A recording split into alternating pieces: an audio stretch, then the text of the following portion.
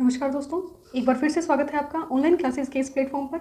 आज की क्लास में हम जो अपना पीछे का लेक्चर ड्यू था एक उसको कंटिन्यू करेंगे, ड्यूलिज्म या द्वैतवाद, और इसके साथ साथ अपन कुछ इंपॉर्टेंट क्वेश्चंस हैं वो भी डिस्कस करेंगे।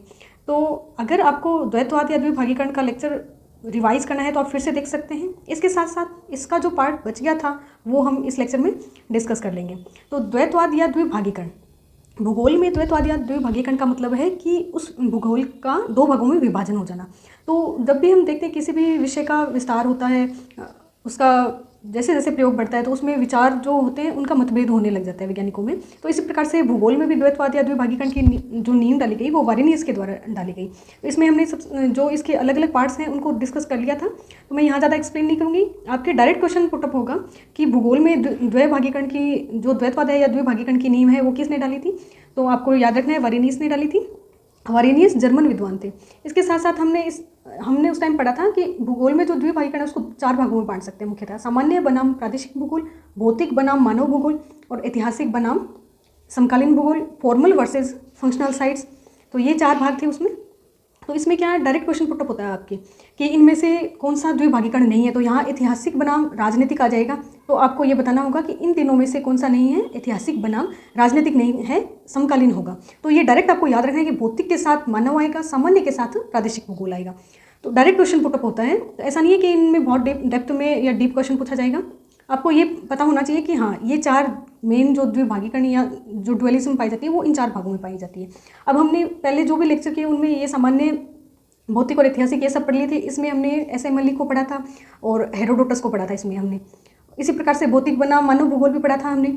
अमेरिकन जो भी विद्वान है मोस्ट, उनका सबसे ज़्यादा मानव भूगोल में योगदान है। और सामान्य बनाम प्रादेशिक भूगोल ये सबसे प्राचीन जो द्विभागीकरण था ये इसी में कंटिन्यू हुआ था। तो इसको हम देख लेते हैं ताकि ये अपना टॉपिक है वो कंप्लीट हो जाए। इसके साथ ही फिर हम आगे जो क्वेश्चन है, इंपॉर्टेंट क्वेश्चन हैं वो डिस्कस करेंगे। डेली हम कुछ क्वेश्चंस मैं डिस्कस करूँगी यहाँ। तो इसमें देखते हैं हम आज की क्लास में हम देखेंगे फॉर्मल वर्सेस फंक्शनल। ये डायरेक्ट क्वेश्चन पूछा जाता है कि फॉर्मल और फंक्शनल रीजन जो है, प्रदेश है, उनमें क्या अंतर है, formal sites versus functional sites क्या होती हैं। तो इसके साथ ही द्वैतवाद की एक छोटी सी परिभाषा यहाँ फिर से देख लेते हैं ताकि आपको कन्फ्यूजन नहीं रहे। और साथ ही अगर आपको डिटेल में लेक्चर देखना है तो आप पीछे के जो वीडियोज़ हैं उनमें जाके देख सकते हैं। द्वैतवाद का मतलब क्या होता है कि एक ही विषय वस्तु पर दो अलग अलग विपरीत विचार होना, जैसे कि सामान्य, प्रादेशिक, है ना। तो सामान्य का मतलब क्या हो गया, किसी भी प्रदेश को एक सामान्य अध्ययन की विषय वस्तु समझ के समझना, जैसे कि हो गए डेविस के नियम हो गए, डेविस का अपवर्तन चक्र है वो सभी जो प्रदेश हैं उनमें लागू होगा। और प्रादेशिक का मतलब हो गया कि एक प्रदेश का विशिष्ट रूप में अध्ययन करना, उसके अनूठेपन का अध्ययन करना, तो वो प्रादेशिक भूगोल हो गया। तो इसमें द्वैतवाद का मतलब हो गया कि द्वैतवाद का मतलब है विचारों में मतभेद होना, विपरीत विचार होना। तो भिन्न विचार विचारधारा के रूप में सैद्धांतिक रूप से स्थापित हो जाते हैं, तो इसे द्वैतवाद कहते हैं। तो द्वैतवाद में अलग अलग हमने विद्वान देखे थे उस टाइम। और अब हम देखेंगे formal sites versus functional site. बहुत बार डायरेक्ट क्वेश्चन पूछा जाता है कि इनमें से समरूप या औपचारिक प्रदेश नहीं है, तो उसमें आपको चार ऑप्शन दे दिए होंगे, इसमें एक अलग होगा, वो आपको छांटना होगा। तो फॉर्मल वर्सेस फंक्शनल या औपचारिक वर्सेस कार्यात्मक, समरूप वर्सेस कार्यात्मक, ऐसे भी आ सकता है। समरूप, फॉर्मल का मतलब समरूप, तो ऐसे डायरेक्ट पूछा जा सकता है। समरूप और ये फंक्शनल, कार्यात्मक, कार्य के आधार पर जिसमें विशेषता होगी। और समरूप का मतलब बिल्कुल एक रूपता पाई जाएगी, उसमें कोई भी किसी भी प्रकार की विभिन्नता है वो नहीं पाई जाएगी, एक रूपता पाई जाएगी जिसके कार्यों में वो समरूप हो जाएगा, औपचारिक प्रदेश हो जाएगा। तो इसमें डेफिनेशन देखते हैं हम कि प्रत्येक क्षेत्र अपनी विशिष्टताओं के लिए जाना जाता है। अगर हम उसकी विशिष्टता के आधार पर उसका अध्ययन करेंगे तो वो प्रादेशिक भूगोल हो जाएगा अपना। तो इसमें क्या हो जाएगा, इसके एग्जाम्पल हो जाएंगे देश, राज्य, भौतिक प्रदेश। और जैसे ये औपचारिक सीमा के साथ होंगे, कोई भी प्रदेश होगा उसकी एक सीमा होगी। तो ये आपको, प्रदेश का मतलब ही होता है कि सीमा के अंदर जिसका सीमांकन किया जा सके, एक निश्चित जिसका क्षेत्र हो निश्चित। तो प्रदेश का मतलब ये हो गया। प्रदेश कई प्रकार के हो सकते हैं, उसमें हम फॉर्मल और फंक्शनल देख रहे हैं। फॉर्मल का मतलब हो गया किसी, जैसे एक अपने असम का क्षेत्र ले लिया हमने, असम प्रदेश ले लिया, तो असम या फिर छोटा नागपुर का पठार हो गया, तो ये एक प्राकृतिक प्रदेश का उदाहरण हो गया, छोटा नागपुर पठार। तो इस प्रकार से प्रदेश क्या हो सकते हैं, भौतिक हो सकते हैं, सांस्कृतिक हो सकते हैं, कई प्रकार के प्रदेश हो सकते हैं। उसके अलग अलग विशेषता के आधार पर उसका विभाजन किया जा सकता है, भौतिक प्रदेश, सांस्कृतिक प्रदेश, इस प्रकार से। इसको हम फिर से पढ़ लेंगे, प्रादेशिक भूगोल पढ़ेंगे रीजनल डेवलपमेंट में, तो फिर से प्रदेश को डिटेल में पढ़ेंगे हम। तो यहाँ हम सिर्फ ये देखेंगे कि फॉर्मल और फंक्शनल में क्या अंतर है। फॉर्मल का मतलब उसमें जैसे उसका एक विशिष्ट कोई गुण है, उसी के आधार पर, जैसे प्राकृतिक प्रदेश हो गया, असम का जो भाग है उसको हम प्राकृतिक प्रदेश में कह सकते हैं। कोई देश हो गया, कोई प्रदेश या राज्य हो गया जिसकी औपचारिक सीमा हो। नेक्स्ट हम देखते हैं फंक्शनल साइट। फंक्शनल साइट या कार्यात्मक स्थल या कार्यात्मक प्रदेश क्या होगा, इसकी ये विशेषता होगी कि उसका एक केंद्र होगा, वो उस केंद्र के आसपास आयोजित क्षेत्र होगा, और उसका एक क्या होगा, CBD होगा, खुद का एक सेंट्रल बिजनेस ये होगा, सेंट्रल बिजनेस डिस्ट्रिक्ट होगा, ये केंद्रीय व्यापार क्षेत्र होगा, इसका एक केंद्र होगा, और केंद्र के चारों ओर वो जो शहर है या प्रदेश है वो विकसित होगा। तो यहाँ हम ये देखेंगे, ये समरूप नहीं होगा, इसमें कार्यात्मक विभिन्नताएं पाई जाएगी, कार्यात्मक विभिन्नताएं पाई जाएगी। फॉर्मल और फंक्शनल में यही अंतर है कि ये समरूप प्रदेश होगा और इसमें विभिन्नताएं पाई जाएगी, कार्यात्मक विभिन्नता। तो हमें ज़्यादा इसमें डिटेल में नहीं जाना, सिर्फ इतना ही, एक समरूप प्रदेश है और एक कार्य के रूप में विभिन्न जिसकी विशेषताएं हैं, विभिन्नताएं हैं जिसमें। तो नेक्स्ट अपने ये हो गया ड्यूलिज्म का जो चैप्टर है वो अपना कंप्लीट हो गया है, और इसके जो भी क्वेश्चन बनेंगे थॉट से रिलेटेड वो भी अपन डिस्कस कर लेंगे। ड्यूलिज्म कंप्लीट है, द्वैतवाद या द्विभागीकरण जो है वो लेक्चर अपना कंप्लीट हो गया। नेक्स्ट अपने देखते हैं कुछ इंपॉर्टेंट क्वेश्चन डिस्कस कर लेते हैं। तो ये क्लाइमेटोलॉजी का पार्ट फर्स्ट है, इसमें हम क्लाइमेटोलॉजी से रिलेटेड क्वेश्चंस हैं वो डिस्कस करेंगे। फर्स्ट क्वेश्चन है कि निम्नलिखित में से कौन सा सूर्य की रोशनी को अधिक परावर्तित करता है। ये एल्बिडो से रिलेटेड क्वेश्चन है, एल्बिडो से। तो डायरेक्ट आपको पता होगा, आपने जो भी नॉलेज गेन किया है अपनी प्रिपरेशन के दौरान उसको आप टेस्ट कर सकते हो। धान फसल भूमि, ताज़ा बर्फ से आच्छादित भूमि, रेतीला रेगिस्तान और प्रेरीज भूमि। प्रेरीज BS के जो घास भूमि है उसके लिए प्रेरीज। तो आपको पता है कि सबसे ज़्यादा जो एल्बिडो होता है वो ताज़ा या गलनशील जो बर्फ़ होती है, गलनशील बर्फ़ उसका होता है, ताज़ा गलनशील बर्फ़ का होता है। फिर हिमाच्छादित, फिर होता है मेघों का, मेघ आवरण जो होता है, मेघों के आवरण का एल्बिडो इसके बाद सबसे ज़्यादा होता है। फिर इसके बाद होता है हिमाच्छादित धरातल, जो पुरानी बर्फ़ है, जहाँ वो जो पुरानी बर्फ़ है उसका हिमाच्छादित धरातल का होता है। और फिर मरुस्थलीय क्षेत्र का होता है, फिर मरुस्थल का होता है। तो आप ये क्रम याद रख सकते हो, मरुस्थलीय क्षेत्रों का होता है और फिर घास का होता है। चरनोजम मिट्टी का भी कह सकते हैं, या जो घास चरनोजम मिट्टी इससे पहले आएगा, सॉरी, घास जो भूमियाँ होती है उनका होता है, इससे पहले घास का होता है। तो इसमें सबसे ज़्यादा किसका हो जाएगा, ताज़ा बर्फ़ का, और फिर रेतीला मरुस्थल आया ना सबसे, इसके बाद तो रेतीला मरुस्थल, और फिर प्रेरी भूमि, और फिर धान या एग्रीकल्चर जो लैंड है उसका हो जाएगा। तो इसका सही आंसर क्या हो जाएगा, सही आंसर हो जाएगा ताज़ा बर्फ़ से जो आच्छादित भूमि है उसका सबसे ज़्यादा एल्बिडो हो जाएगा, सबसे ज़्यादा परावर्तित करेगा वो प्रकाश को। नेक्स्ट क्वेश्चन देखते हैं अपन। नेक्स्ट क्वेश्चन है क्षोभ मंडल की ऊंचाई अधिकतम है। तो क्षोभ मंडल की ऊंचाई सबसे ज़्यादा कहाँ पाई जाएगी, क्षोभ मंडल की सर्वाधिक ऊंचाई है वो पाई जाएगी भूमध्य रेखीय क्षेत्रों में, क्योंकि यहाँ पर क्या होता है, ये लो प्रेशर बेल्ट होता है और यहाँ से हवाएं उठती है, तो संवहन के कारण जो ऊष्मा है उसको अधिक ऊंचाई तक ले जाती है, तो 0 से 18 तक पाई जाएगी। और जो ध्रुवीय क्षेत्र है वहाँ पर 8 से 10 किलोमीटर तक ही पाई जाएगी ये। तो ये डायरेक्ट क्वेश्चन पूछा जा सकता है, सॉरी, इसमें 6 से 8 किलोमीटर तक, 6 से 8 किलोमीटर तक। और मध्य अक्षांशीय क्षेत्र है यहाँ 13 से 15 किलोमीटर तक पाई जाएगी। तो ये तो सबको पता है। अब हो सकता है कल को ये भी क्वेश्चन आ जाए एग्जाम में, या फिर मध्य अक्षांश क्षेत्र के लिए पूछ लिया जाए, तो आपको इन सब का नॉलेज होना चाहिए कि हमें एक एक ऑप्शन के अकॉर्डिंग हम उसको एक्सप्लेन कर पाएँ। क्षोभ मंडल की ऊंचाई हमने देख ली। नेक्स्ट क्वेश्चन, ये आपको ये भी पता होना चाहिए साथ में इसके, और क्यों होती है क्षोभ मंडल की अधिकतम ऊंचाई भूमध्य रेखीय क्षेत्रों में, संवहन के कारण ऊष्मा अधिक ऊंचाई तक ले जाई जाती है, संवहन के कारण। तो आपको हर एक क्वेश्चन का रीज़न पता होना चाहिए।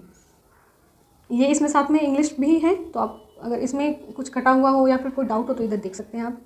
ये भी एग्जाम में ध्यान रखने की बात है कि हमें इंग्लिश पे भी थोड़ा ध्यान रखना होगा, क्योंकि हिंदी में मिस प्रिंटिंग और ये सब ज़्यादा होती है। नेक्स्ट क्वेश्चन देखते हैं अपन। थर्ड क्वेश्चन है कौन सी वायुमंडलीय परत पराबैंगनी किरणों का अवशोषण करती है। तो ये हमें पता है, वायुमंडल की परतें हैं, वायुमंडल का संगठन हम देखते हैं। तो इसमें ऑप्शन के अकॉर्डिंग समताप मंडल और ओजोन मंडल में आपको कंफ्यूज होगा। तो समताप मंडल या फिर कहें तो निचले समताप मंडल में ओजोन जो होती है वो पाई जाती है, निचले समताप मंडल में। तो यहाँ हम एक डाउट ये पैदा हो सकता है कि समताप मंडल और ओजोन मंडल दोनों दिए हुए हैं, तो हम कौन सा करेंगे। तो निचले समताप मंडल अगर उचित रूप से देखा जाए तो ओजोन मंडल का हमने ऐसा कोई वर्गीकरण पढ़ा नहीं है। हम जो भी वर्गीकरण पढ़ते हैं उसमें शोभ मंडल, समताप मंडल ऐसे पढ़ते हैं। शोभ मंडल एक नंबर पे सबसे नीचे की जो लेयर है, फिर समताप मंडल, फिर मध्य मंडल ऐसे पढ़ते हैं। तो ओजोन मंडल का सच कोई दिया हुआ नहीं होता, तो इसमें हम समताप मंडल को टिक करेंगे। फिर इसके बाद आयन मंडल और फिर बहिर्मंडल। तो ये आपको ओजोन मंडल ही करके समताप मंडल इसका आंसर टिक करना है। नेक्स्ट क्वेश्चन, ये अच्छे क्वेश्चन है, आप इनको ध्यान से देखिए और कहाँ मिस्टेक हो रही है उसको भी ध्यान रखिए। नेक्स्ट है, ये थोड़े जलवायु से भी संबंधित है, और अगर अच्छे से कहें तो इन्वायरमेंट से रिलेटेड क्वेश्चन है। इन्वायरमेंट से रिलेटेड क्वेश्चन आपको बहुत अच्छे क्वेश्चन देखने को मिलेंगे, तो आपकी तैयारी इसमें भी अच्छी होनी चाहिए। देखते हैं, फोर्थ क्वेश्चन है, कौन सा गैस ग्रीन हाउस इफेक्ट में योगदान देता है? तो आपको मोस्ट अप्रोप्रिएट आंसर है वही चूज़ करना है। सबसे बेहतर ऑप्शन इसमें क्या होगा? अमोनिया और ओजोन नहीं देते। अमोनिया जो है एक नॉर्मल गैस है, उत्सर्जन में ज़्यादा ये योगदान देती है। अमोनिया उत्सर्जन जीवों के उत्सर्जन से पैदा होती है ammonia gas, ozone gas. Next है carbon monoxide, sulphur dioxide, carbon tetrafluoride तथा नाइट्रस ऑक्साइड। ये सारी एसिडिक रेन को प्रोड्यूस करती हैं, एसिडिक रेन को प्रोड्यूस करने वाली गैसेज हैं। नेक्स्ट है कार्बन डाइऑक्साइड तथा मीथेन। तो हमें पता है कि सर्वाधिक जो योगदान है वो कार्बन डाइऑक्साइड और मीथेन का ही होता है, तो ये हमें टिक करना है। नेक्स्ट क्वेश्चन, ये फिर से आ गया, इसी का क्वेश्चन है, इसी से रिलेटेड। ग्रीन हाउस गैस आ गया, यहाँ अम्ल वर्षा आ गया, तो अम्ल वर्षा में हम क्या कर देंगे? नाइट्रस ऑक्साइड और सल्फर डाइऑक्साइड। और ये फिर किस में हो जाएगी? मीथेन और कार्बन डाइऑक्साइड, ये हो जाएगी ग्रीन हाउस इफेक्ट में योगदान देने वाली गैस हो जाएंगी, ग्रीन हाउस इफेक्ट वाली गैसेज हो जाएगी। तो ये डायरेक्ट कई बार सिली मिस्टेक से हम है वो गलत टिक कर देते हैं, तो इसको अच्छे से देखना है कि नाइट्रोजन के ऑक्साइड और सल्फर के ऑक्साइड हैं वो जो अम्लीय वर्षा है उसको उत्पन्न करते हैं। नेक्स्ट क्वेश्चन देखते हैं हम, फिफ्थ क्वेश्चन, सर्वाधिक स्थायी पारिस्थितिकी तंत्र निम्नांकित में से कौन से हैं? अच्छा क्वेश्चन है, स्टार मार्क कर सकते हैं आप। मरुस्थल, पर्वत, महासागर और वन। तो हमें पता है कि ये तो सबसे ज़्यादा विक्षुब्ध हैं, सबसे ज़्यादा डिस्टर्बेंस है वो इन्हीं में आ रहा है, सबसे ज़्यादा विक्षुब्ध हैं। और इसी में अगर हम कहना चाहें तो जो एम क्लाइमेट के जो हैं उष्णकटिबंधीय मानसूनी वन है वो सबसे ज़्यादा विक्षुब्ध हैं, महासागर, पर्वत और मरुस्थल। तो इसमें आंसर होगा महासागर। सर्वाधिक स्थायी हैं, सर्वाधिक क्षेत्रफल को भी घेरे हुए हैं और सर्वाधिक स्थायी भी हैं। पर्वत भी विक्षुब्ध हैं और मरुस्थल में भी जो चराई के कारण या फिर हवाओं के अवतलन के कारण ये क्या है, मरुस्थलों का निर्माण होता है और मरुस्थलों का प्रसार भी होता है।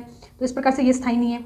पर्वत हैं, उनका भी जो प्लेट होती है उसके प्लेट मार्जिन के डिस्ट्रक्शन होने से ये इनका क्या होता है, इनमें भी निर्माण होता रहता है, इनका विनाश भी होता रहता है। तो इस प्रकार से ये भी स्थायी नहीं है। तो महासागर जो है वो सर्वाधिक स्थायी है। ये अच्छा क्वेश्चन है, आप इसको नोट कर सकते हैं। नेक्स्ट है, जलवायु परिवर्तन का कारण है। ये फिर से वही क्वेश्चन आ गया। अगर इसमें ऑप्शन ग्रीन हाउस गैस सारे ऑप्शन दिए हुए हैं तो आपको ये देखना होगा कि ये सभी हो जाएगा इसका आंसर। तो अभी आपको ये भी ध्यान रखना है कि हाँ, कुछ क्वेश्चन में हम गलती करते हैं, तो गलती नहीं करनी है, बार बार क्वेश्चन प्रैक्टिस करनी है ताकि हम जो भी गलतियाँ हम कर रहे हैं, सिली मिस्टेक कर रहे हैं, उनको हम एलिमिनेट कर सकें। नेक्स्ट क्वेश्चन है, कितने क्वेश्चन कर लिए हमने? अभी 5 कर लिए। ये तो नॉर्मल क्वेश्चन है, अच्छे लेवल के क्वेश्चन हैं, उनको हम टिक मार्क करते चल रहे हैं। नेक्स्ट क्वेश्चन है कि पृथ्वी सतह का कौन सा क्षेत्र तापावरोधन की उच्चतम जो मात्रा है वो प्राप्त करता है? तो आपको ये बताना है तापावरोधन की जो उच्चतम मात्रा है, मैक्सिमम जो अमाउंट है वो इंसोलेशन की, इसमें इंग्लिश नहीं दी हुई है, मैक्सिमम अमाउंट है जो इंसोलेशन की, वो कौन सा रीजन है वो प्राप्त करता है? तो सूर्यताप सबसे ज़्यादा कहाँ प्राप्त होता है? सूर्यताप हमें पता है कि सबसे रिलेशन है सूर्यताप का और अक्षांशों का, इंसोलेशन। आपको ये समझ में आ गया होगा। तापावरोधन का मतलब सूर्यताप।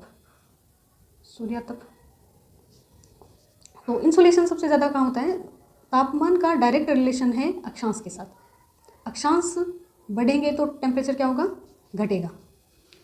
बढ़ते अक्षांशों के साथ टेम्परेचर घटता है, और सूर्यताप है वो डायरेक्ट इसके रिलेशन में। नेक्स्ट हम देखते हैं, इनमें से ऑप्शन कौन सा होगा?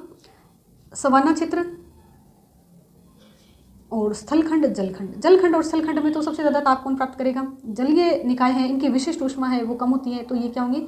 धीरे से गर्म होंगे और धीरे से ठंडे होंगे, धीरे से ठंडे और गर्म होंगे। जबकि जो स्थलखंड है वो जल्दी गर्म होंगे और जल्दी ठंडे होंगे।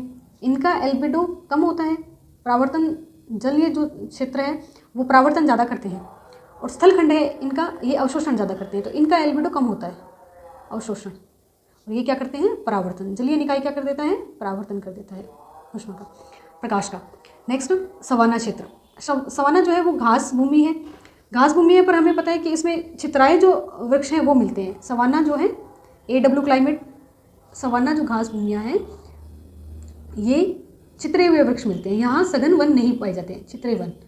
तो ये ज़्यादा अवशोषित नहीं करेंगे, अवशोषण कम करेंगे। और जो उष्णकटिबंधीय रेगिस्तान है, उष्णकटिबंधीय 0 से 30 वाले जो हैं रेगिस्तान, महाद्वीपों के पश्चिमी भागों पर पाए जाते हैं, महाद्वीपों के पश्चिमी भागों पर। तो इनमें क्या होता है, हाई प्रेशर का ये क्षेत्र है और यहाँ हवाएं अवतलित होती है, अवतलन के कारण यहाँ पर उच्च दाब पाया जाता है, अवतलन के कारण उच्च दाब का निर्माण होता है, इसलिए ये क्या है, सर्वाधिक यहाँ पर तापमान भी प्राप्त होता है। शुष्क मौसम का निर्माण होता है, शुष्क दशाएं। आपको ये समझ में आ गया होगा। इसमें से इसका आंसर हो जाएगा उष्णकटिबंधीय रेगिस्तान। सर्वाधिक तापावरोधन कौन प्राप्त करेंगे, उष्णकटिबंधीय रेगिस्तान है वो प्राप्त करेंगे। नेक्स्ट क्वेश्चन देखते हैं अपन। 7वां क्वेश्चन है, वायुमंडल की कौन सी परत पृथ्वी के महासागरों की सतह के संपर्क में है। ये मोस्ट इंपॉर्टेंट क्वेश्चन है, इसको आप स्टार मार्क कर सकते हो, इसमें आपको डाउट भी हुआ होगा। तो पृथ्वी के महासागरों की सतह के संपर्क में है, तो हमें पता है सबसे नीचे का जो मंडल है वो है क्षोभ मंडल। सबसे नीचे का मंडल है क्षोभ मंडल, ट्रोपोस्फियर। ट्रोपोस्फियर जो है टी जनरेस बोर्ड है, उन्होंने इसका खोज की थी, और हाँ, टी जनरेस बोर्ड ने इसका नामकरण किया था। और ट्रोपो जो सीमा है, ट्रोपोपोज है, उसका नामकरण किया था नेपियर शाह ने। नेपियर शाह ने सीमा का नामकरण किया था, सीमा का नामकरण। तो क्षोभ मंडल, इसके बाद हम देखेंगे क्षोभ मंडल के बाद समताप मंडल, स्ट्रेटोस्फियर, और स्ट्रेटोस्फियर के बाद मध्य मंडल, मेसोपोज, मेसोस्फियर, और मेसोस्फियर के बाद मेसोपोज। इस प्रकार से ये वायुमंडल के संगठन में हम देखें तो अब हमें बताना है कि कौन सी जो है वो महासागर के संपर्क में है। तो जो क्षोभ मंडल है, क्षोभ मंडल का कुछ भाग धरती के नीचे भी पाया जाता है, धरातल के नीचे भी पाया जाता है। तो इस कारण इसको क्या बोलते हैं, ये जो है सबसे नीचे की है, ये तो हमें पता ही है, सबसे नीचे की है, लोअर जो है जोन है ये, और इसका कुछ भाग पृथ्वी में भी पाया जाता है, तो ये संपर्क में है। अब हम देखें कि जल मंडल के कौन सा संपर्क में नहीं है। इनका तो अपने आप कैंसिल आउट हो गया ये तो सब, क्योंकि ये तो इससे ऊपर रह गए तो ये तो हो नहीं सकती। अब हम जल मंडल को एक्सप्लेन करते हैं। जल मंडल का मतलब है हाइड्रोस्फीयर। हाइड्रोस्फीयर जो भी धरती पर जितना भी जल है उसको किस में लेंगे हम, संपूर्ण जल को हाइड्रोस्फीयर में लेंगे। संपूर्ण जल वो किस प्रकार से हो सकता है, महासागर के रूप में हो सकता है, महासागर ओशंस के फॉर्म में हो सकता है, भूमिगत जल हो सकता है, भूमिगत जल, धरातलीय जल हो सकता है, सतही जल हो सकता है, धरातलीय जल हो सकता है, या फिर नदियों और झीलों के रूप में हो सकता है। तो ये सब किस में आ जाएंगे, हाइड्रोस्फीयर में आ जाएंगे, नदियों या झीलों के रूप में हो सकता है। तो आप इस क्वेश्चन को अच्छे से करेंगे और इसमें बिल्कुल गलती नहीं करेंगे, तो इसका आंसर होगा क्षोभ मंडल, न कि जल मंडल। नेक्स्ट क्वेश्चन हम देखेंगे, इसको स्टार मार्क कर लीजिएगा आप और ध्यान रखिएगा क्वेश्चन को, अच्छा क्वेश्चन है। नेक्स्ट है, निम्नलिखित में से कौन सी एक प्रक्रिया वायुमंडल के ऊष्मन में सबसे कम महत्व की है। तो आपको बताना है कि वायुमंडल को गर्म कौन सी प्रक्रिया है, वायुमंडल कौन सी प्रक्रिया से गर्म होता है वो आपको बताना है। यहाँ पे जो भी ऊष्मन की जो प्रक्रियाएं हैं वो दी हुई हैं, तो ये बहुत इजी सा क्वेश्चन है, एक्सप्लेन करना है सिर्फ आपको ऑप्शंस को। तो हमें पता है वायुमंडल जो है वो पार्थिव विकिरण से गर्म होता है, विकिरण विधि से वायुमंडल गर्म होता है। सूर्य से जो आने वाली जो भी प्रकाश किरणें होती हैं वो लघु तरंग होती है, उनकी लघु तरंग विकिरण के रूप में आती हैं, और पृथ्वी का जो धरातल है उसको गर्म, डायरेक्ट गर्म नहीं करती, पृथ्वी द्वारा वायुमंडल को डायरेक्ट गर्म नहीं करती, पृथ्वी द्वारा जो दीर्घ विकिरण छोड़े जाते हैं, दीर्घ विकिरण, उनके द्वारा वायुमंडल गर्म होता है। तो ये भी क्वेश्चन पुटअप होता है कि वायुमंडल है उसको गर्म करती है सूर्य से आने वाली लघु तरंग विकिरण, या फिर पृथ्वी द्वारा दीर्घ छोड़े गए दीर्घ तरंग विकिरण। तो ये दीर्घ तरंग विकिरण से गर्म होता है। तो ये हमें पता है पार्थिव विकिरण। इसके बाद संवहन प्रोसेस हो गई। संवहन जो होता है वो गैसों में ज़्यादा होता है, तो ये आपको पता होगा, संवहन गैसों में होता है। और संचालन जो होता है वो संपर्क भी बोलते हैं इसको, संपर्क से होता है, और ये ठोसों में ज़्यादा होता है। संचालन जो है कंडक्शन बोलते हैं इसको, ठोसों की विशेषता है ये, संवहन गैसों की विशेषता है।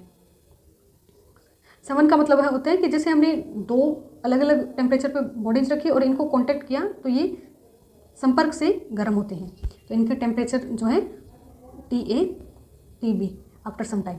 तो ये होता है कंडक्शन या चालन। संघटन की जो गुप्त ऊष्मा है वो हमें पता है सबसे ज़्यादा संघटन की गुप्त ऊष्मा का रोल होता है वो उष्णकटिबंधीय चक्रवातों के निर्माण में, इसका एग्जाम्पल दे सकते हैं हम। तो हमें हर एक जो ऑप्शन है उसको एक्सप्लेन करना आना चाहिए, तभी हम ऑप्शंस एलिमिनेशन के थ्रू अपने जो क्वेश्चंस हैं उनको पुटअप कर सकते हैं, उनका आंसर करके, और गलती के जो चांसेस हैं उनको कम कर सकते हैं। तो ये अपना 8th क्वेश्चन था। नेक्स्ट क्वेश्चन देखते हैं हम, कौन सी वायुमंडलीय परत सममंडल में सम्मिलित नहीं होती। अब हमने पढ़ा था जो गैसें हैं, वायुमंडल का संगठन पढ़ा था गैसों के आधार पर, ये अपना है 9th क्वेश्चन, गैसों के आधार पर। तो सममंडल और विषममंडल, सममंडल और विषममंडल दो भाग पढ़े थे हमने, सममंडल और विषममंडल। अब हम इसमें सममंडल में जो अपने 0 से 90 तक है वो अपना सममंडल है, जिसमें आ जाएगा क्षोभमंडल प्लस समताप मंडल प्लस मध्य मंडल। आयन मंडल है ये इससे बाहर आ जाएगा, ये विषम मंडल का भाग है। आयन मंडल, आयतन मंडल, बहिर्मंडल जो बोलते हैं उसको, ये सभी क्या है विषम मंडल के भाग है। सममंडल और विषम मंडल ये गैसेस के आधार पर इनका वर्गीकरण है 80 से 640, और इनके अलग अलग अपने देखना चाहें तो ये 0 से 18 ध्रुवों पर सबसे कम होती है क्षोभमंडल की ऊंचाई, और इक्वेटर पर सबसे ज़्यादा होती है, इक्वेटर पर मैक्सिमम होती है। ये डायरेक्ट क्वेश्चन देखा था हमने फर्स्ट। और फिर ये सब, फिर इसके बाद है ये 18 से 50, 18 से जो 35 है वो है ओजोन मंडल भी बोल सकते हैं, या निचला समताप मंडल बोलते हैं उसको, लोअर स्ट्रेटोस्फीयर, निचला समताप मंडल। और ये हो जाएगा मध्य मंडल, कितना हो जाएगा 50 से 80 किलोमीटर इसकी हाइट हो जाएगी। तो हमने इस वीडियो में देखा कैसे हम सभी क्वेश्चंस को एक्सप्लेन करते हैं, एक एक ऑप्शन को एक्सप्लेन करते हैं, और फिर गलती के जो चांसेस हैं वो मिनिमम करते हैं। तो ये सबसे बेस्ट टेक्निक है एलिमिनेशन के थ्रू। कोई भी अगर अपने को क्वेश्चन नहीं आ रहा है तो हम उसको चेक कर सकते हैं। सभी क्वेश्चंस आपको अच्छे लगे होंगे, लगभग 10 से 12 क्वेश्चन हो गए, ये कुछ इसके ही अंदर से क्वेश्चन बने। तो ये क्वेश्चन देखिए आपने, सारे अच्छे क्वेश्चन थे, और ये पीछे का जो अपना टॉपिक था जो छूट गया था उसको एक्सप्लेन किया। तो आपको कैसा लगा आज का वीडियो आप ज़रूर बताइएगा कमेंट सेक्शन में। ये हमने भूगोल में द्वैतवाद या द्विभागीकरण का अपना जो लास्ट लेक्चर था, अगर आपको इसमें कोई प्रॉब्लम है तो आप जो पहले के लेक्चर हैं उनको जाकर देख सकते हैं। उसमें हमने अलग अलग विद्वानों के द्वारा भूगोल में द्विभागीकरण जो है, कैसे द्विभागीकरण की नींव रखी गई, किन किन जो है जोग्राफर्स हैं उनका योगदान है, वो सब हमने देखा था। तो आज का लेक्चर यहीं समाप्त करते हैं, और आगे जो भी लेक्चर्स आएंगे उनमें हम अच्छे क्वेश्चंस और सॉल्व करेंगे। तो आप अपनी तैयारी जो है उसको कंटिन्यू रखिए, पढ़ते रहिए, आगे बढ़ते रहिए, हंसते रहिए, मुस्कुराते रहिए। आपका दिन शुभ हो।